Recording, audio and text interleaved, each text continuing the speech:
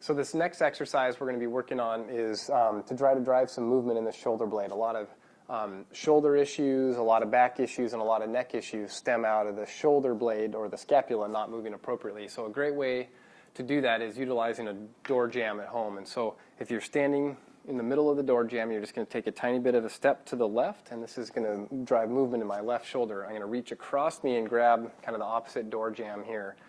And with just using my fingers, I'm going to try to hold myself there. I'm going to gently take my weight kind of away from the door so that I'm beginning to get a nice little stretch right through here. And my feet, you can't see my feet right now, but I have kind of a nice athletic stance, so my feet are just barely wider than shoulder width apart.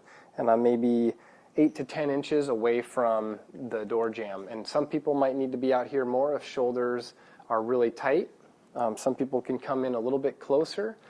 And again, I'm going to hold here. I'm going to gently take my weight kind of away from the door jamb so I get a gentle stretch here.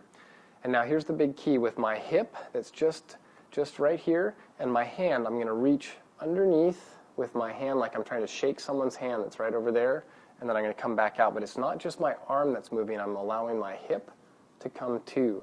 And as I do that, I increase that stretch right through here, and I'm driving some great movement into my shoulder blade. And so as I do this, again, never aggressive. It should be gentle. It should be subtle. And I might do this kind of at a nice rhythmic pace, not fast, not slow.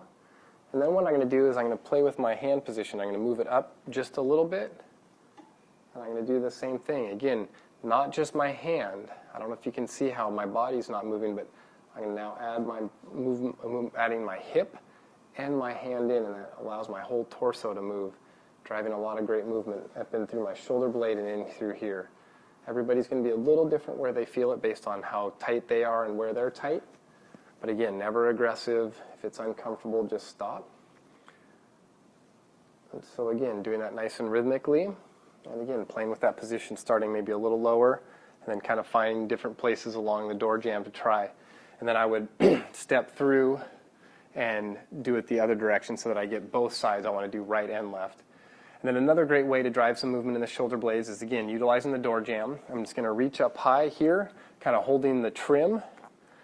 And then what I'm going to do is I'm going to basically allow my hips to drop down, and so that I get a nice stretch kind of right in through here.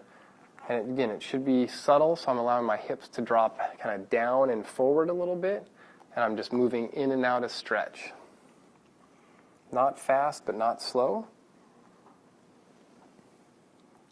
And I might do that, 5 to 10 times, and allowing a nice stretch. So again, as with all stretches, take your time. You don't need to be aggressive. It took you a long time to arrive at where you're at, and it's going to take time to move out of that. So don't be overly aggressive. Just take your time and enjoy a good stretch.